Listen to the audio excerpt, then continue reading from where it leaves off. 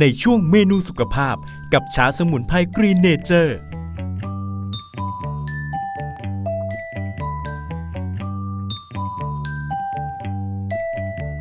พบกับเมนูไอศกรีมชาสมุนไพรถั่วเขียว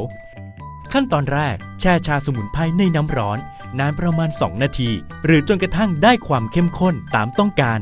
พักไว้จนเย็นสนิทจากนั้นตักถั่วเขียวลงใส่พิมพ์ไอศกรีม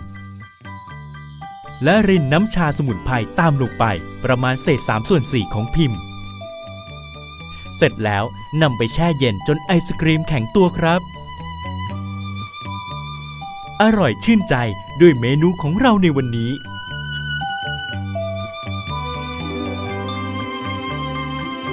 สนใจสอบถามเพิ่มเติมโทร 02 126 3100